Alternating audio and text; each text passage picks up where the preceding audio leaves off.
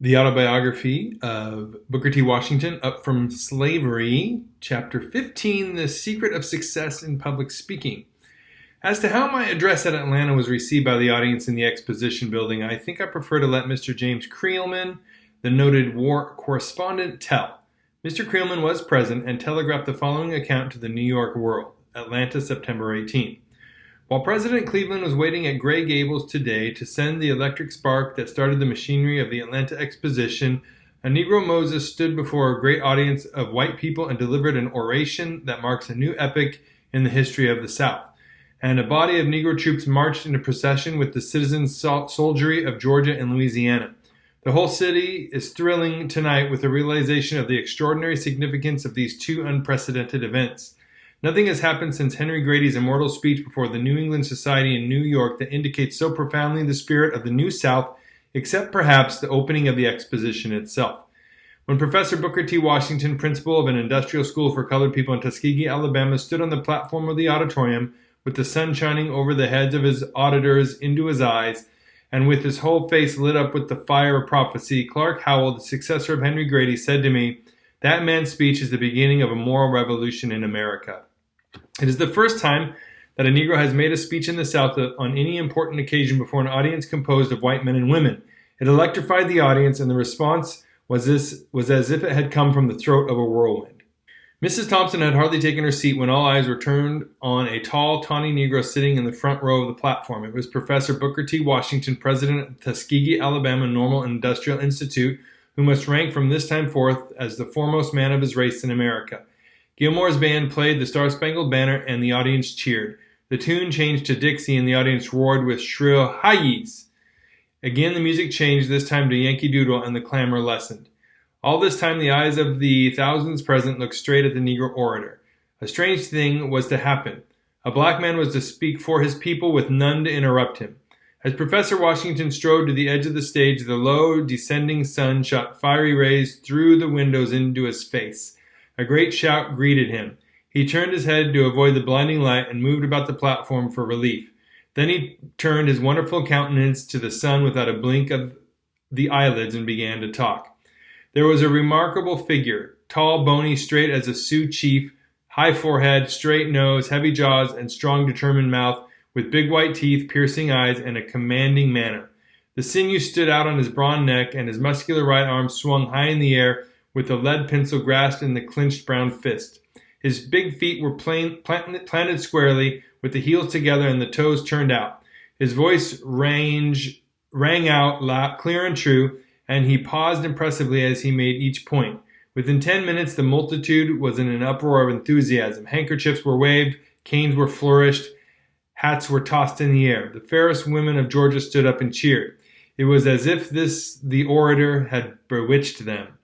And when he held his dusky hand high above his head with the fingers stretched wide apart and said to the white people of the South on behalf of his race, "In all things that are purely social we can be as separate as the fingers, yet one as the hand in all things essential to mutual progress." The great wave of sound dashed itself against the walls, and the whole audience was on its feet in a delirium of applause.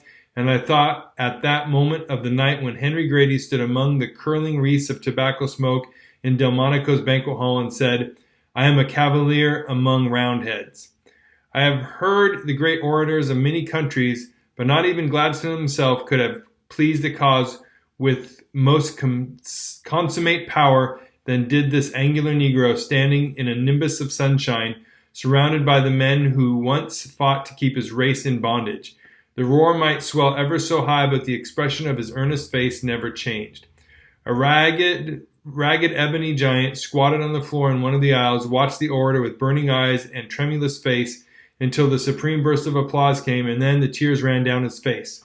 Most of the Negroes in the audience were crying, perhaps without knowing just why. At the close of the speech, Governor Bullock rushed across the stage and seized the orator's hand.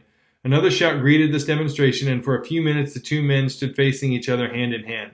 So far as I could spare the time from the immediate work at Tuskegee after my Atlanta address, I accepted some of the invitations to speak in public which came to me, especially those that would take me into territory where I thought it would pay to plead the cause of my race, but I always did this with the understanding that I was to be free to talk about my life work and the needs of my people.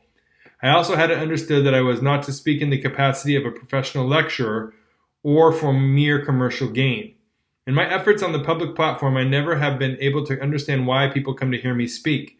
This question I can never rid myself of. Time and time again, as I have stood in the street in front of a building and I have seen men and women passing in large numbers into the audience room where I was to speak, I have felt ashamed that I should be the cause of the people, as it seemed to me, wasting a very valuable hour of their time. Some years ago, I was to deliver an address before a literary society in Madison, Wisconsin. An hour before the time set for me to speak, a fierce snowstorm began and continued for several hours. I made up my mind that there would be no audience and that I should not have to speak, but as a matter of duty, I went to the church and found it packed with people. The surprise gave me a shock that I did not recover from during the whole evening. People often ask me if I feel nervous before speaking, or else they suggest that, since I speak often, they suppose that I get used to it. In answer to this question, I have to say that I always suffer intensely from nervousness before speaking. More than once, just before I was to make an important address, this nervous strain has been so great that I have resolved never again to speak in public. I not only feel nervous before speaking, but after I have finished, I usually feel a sense of regret because it seems to me as if I had left out of my address the main thing and the best thing that I had meant to say. There is a great compensation, though, for this preliminary nervous suffering that comes to me after I have been speaking for about 10 minutes and have come to feel that I have really mastered my audience and that we have gotten into full and complete sympathy with each other. It seems to me that there is rarely such a combination of mental and physical delight in any effort as that which comes to a public speaker when he feels that he has a great audience completely within his control. There is a thread of sympathy and oneness that connects a public speaker with his audience that is just as strong as though it was something tangible and visible. If in an audience of 1,000 people there is one person who is not in sympathy with my views or is inclined to be doubtful, cold, or critical, I can pick him out. When I have found him, I usually go straight at him, and it is a great satisfaction to watch the process of his thawing out. I find that the most effective medicine for such individuals is administered at first in the form of a story, though I never tell an anecdote simply for the sake of telling one. That kind of thing, I think, is empty and hollow, and an audience soon finds out. I believe that one always does himself and his audience an injustice when he speaks merely for the sake of speaking. I do not believe that one should speak unless deep down in his heart he feels convinced that he has a message to deliver. When one feels from the bottom of his feet to the top of his head that he has something to say that is going to help some individual or some cause, then let him say it. And in delivering his message, I do not believe that many of the artificial rules of elocution can, under such circumstances, help him very much. Although there are certain things, such as pauses, breathing, and pitch of voice, that are very important, none of these can take the place of soul in an address.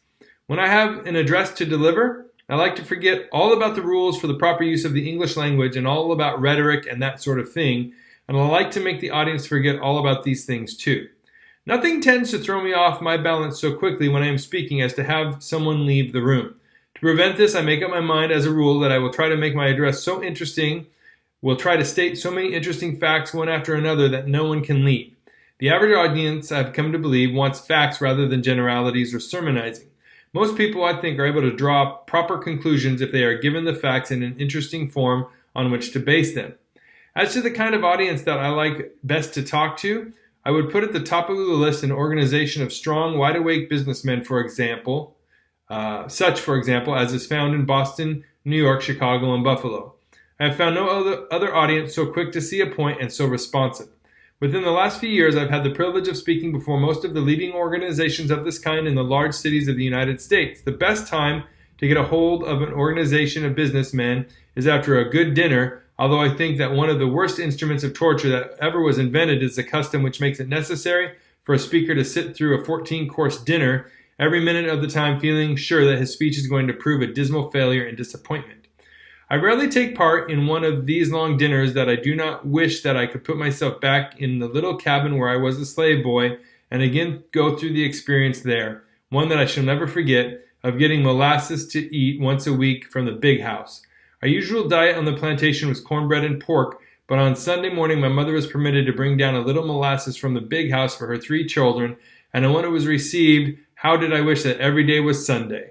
I would get my tin plate and hold it up for the sweet morsel, but I would always shut my eyes while the molasses was being poured onto the plate, with the hope that when I opened them, I would be surprised to see how much I had got. When I opened my eyes, I would tip the plate in one direction and another so as to make the molasses spread all over it, in the full belief that there would be more of it and that it would last longer if spread out this way. So strong are my childish impressions of those Sunday morning feasts that it would be pretty hard for anyone to convince me that there is not more molasses on a plate when it is spread all over the plate than when it occupies a little corner, if there is a corner in a plate. At any rate, I have never believed in cornering syrup. My share of the syrup was usually about 2 tablespoons, and those 2 spoonfuls of molasses were much more enjoyable to me than is a 14-course dinner after which I am to speak. Next to a company of businessmen, I prefer to speak to an audience of Southern people of either race together or taken separately. Their enthusiasm and responsiveness are a constant delight. The amens and "that's the truth" that come spontaneously from colored individuals are calculated to spur any speaker on to his best efforts. I think that next, in order of preference, I would place a college audience. It has been my privilege to deliver addresses at many of our leading colleges, including Harvard, Yale, Williams, Amherst, Fisk University, the University of Pennsylvania, Wellesley, the University of Michigan, Trinity College in North Carolina, and many others. It's been a matter of deep interest to me to note the number of people who have come to shake hands with me after an address who say this is the first time they have ever called a Negro Mister. When speaking directly in the interest of the Tuskegee Institute, I usually arrange, sometime in advance, a series of meetings in important centers. This takes me before churches, Sunday schools, Christian Endeavor societies, and men's and women's clubs. When doing this, I sometimes speak before as many as 4 organizations in a single day. 3 years ago, at the suggestion of Mr. Morris K. Jessup of New York and Dr. J.L.M. Curry, the general agent of the fund, the trustees of the John F. Slater Fund voted a sum of money to be used in paying the expenses of Mrs. Washington and myself while holding a series of meetings among the colored people in the large centers of Negro population, especially in the large cities of the ex-slaveholding states. Each year during the last 3 years, we have devoted some weeks to this work. The plan that we have followed has been for me to speak in the morning to the ministers, teachers, and professional men. In the afternoon, Mrs. Washington would speak to the women alone. In the evening, I spoke to a large mass meeting. In almost every case, the meetings have been attended not only by the colored people in large numbers, but by the white people. In Chattanooga, Tennessee, for example, there was present at the mass meeting an audience of not less than 3,000 persons, and I was informed that 800 of these were white. I have done no work that I really enjoyed more than this, or that I think has accomplished more good. These meetings have given Mrs. Washington and myself an opportunity to get first-hand accurate information as to the real conditions of the race by seeing the people in their homes, their churches, their Sunday schools, and their places of work, as well as in the prisons and dens of crime. These meetings also gave us an opportunity to see the relations that exist between the races. I never feel so hopeful about the race as I do after being engaged in a series of these meetings. I know that on such occasions there is much that comes to the surface that is superficial and deceptive, but I have had experience enough not to be deceived by mere signs and fleeting enthusiasms. I've taken pains to go to the bottom of things and get facts in a cold, businesslike manner. I have seen the statement made lately by one who claims to know what he is talking about, that, taking the whole Negro race into account, 90% of the Negro women are not virtuous. There never was a baser falsehood uttered concerning a race, or a statement that was less capable of being proved by actual facts. No one can come into contact with the race for 20 years, as I have done in the heart of the South, without being convinced that the race is constantly making slow but sure progress material, educationally, and morally. One might take up the life of the worst element in New York City, for example, and prove almost anything he wanted to prove concerning the white man, but all will agree that this is not a fair test.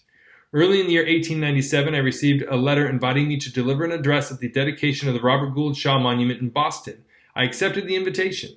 It was not necessary for me, I am sure, to explain who Robert Gould Shaw was and what he did. The monument to his memory stands near the head of the Boston Common facing the State House.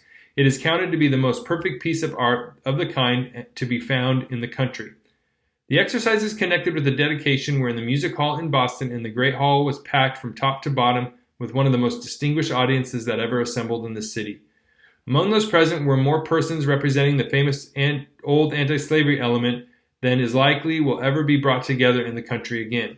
The late Honorable Roger Wolcott, then governor of Massachusetts, was the presiding officer, and on the platform with him were many other officials and hundreds of distinguished men. A report of the meeting which appeared in the Boston transcript will describe it better than any words of mine could do.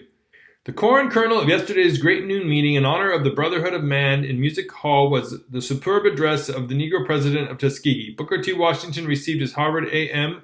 last June, the first of his race, said Governor Wolcott. to receive an honorary degree from the oldest university in the land, and this for the wise leadership of his people. When Mr. Washington rose in the flag-filled, enthusiasm-warm, patriotic, and glowing atmosphere of Music Hall, people felt keenly that here was the civic justification of the old abolition spirit of Massachusetts. In this, his person, the proof of her ancient and indomitable faith. In his strong thought and rich oratory, the crown and glory of the old war days of suffering and strife. The scene was full of historic beauty and deep significance. Cold Boston was alive with the fire that is always hot in her heart for righteousness and truth. Rows and rows of people who are seldom seen at any public function, whose families of those who are certain to be out of town on a holiday, crowded the place to overflowing. The city was at her birthright feet, in the persons of hundreds of her best citizens, men and women whose names and lives stand for the virtues that make for honorable civic pride. Battle music had filled the air, ovation after ovation, applause warm and prolonged, had greeted the officers and friends of Colonel Shaw, the sculptor, St. Gaudens, the Memorial Committee, the governor and his staff, and the Negro soldiers of the 54th Massachusetts as they came upon the platform or entered the hall. Colonel Henry Lee, of Governor Andrews' old staff, had made a noble, simple presentation speech for the whole committee, paying tribute to Mr. John M. Forbes, in whose stead he served. Governor Wolcott had made a short, memorable speech saying, "Fort Wagner marked an epoch in the history of a race and called it into manhood." Mayor Quincy had received the monument for the city of Boston. The story of Colonel Shaw and his black regiment had been told in gallant words, and then after the singing of "Mine eyes have seen the glory of the coming of the Lord," Booker Washington arose. It was, of course, just the moment for him. The multitude, shaken out of its usual symphony concert calm, quivered with an excitement that was not suppressed. A dozen times it had sprung to its feet to cheer and wave and hurrah as one person. When this man of culture and voice and power, as well as a dark skin, began and uttered the names of Stearns and of Andrew, feeling began to mount. You could see tears glistening in the eyes of soldiers and civilians. When the orator turned to the colored soldiers on the platform, to the color bearer of Fort Wagner, who smilingly bore still the flag he had never lowered even when wounded, and said, "To you, to the scarred and scattered remnants of the 54th, who, with empty sleeve and wanting leg, have honored this occasion with your presence, to you, your commander is not dead. Though Boston erected no monument and history recorded no story, in you and in the loyal race which you represent, Robert Gould Shaw would have a monument which time could not wear away." Then came the climax of the emotion of the day and the hour. It was Roger Wolcott, as well as the governor of Massachusetts, the individual representative of the people's sympathy, as well as the chief magistrate, who had sprung first to his feet and cried, "3 cheers to Booker T. Washington." Hey, it's a privilege to read Up From Slavery, an autobiography of Booker T. Washington with you. Would love it if you could subscribe to the channel, and here are other videos in this playlist for the rest of the autobiography. It would be awesome if you could check out these playlists as well. They might be interesting or funny or something, at least amuse you for a little bit. Thanks for watching. Until next time.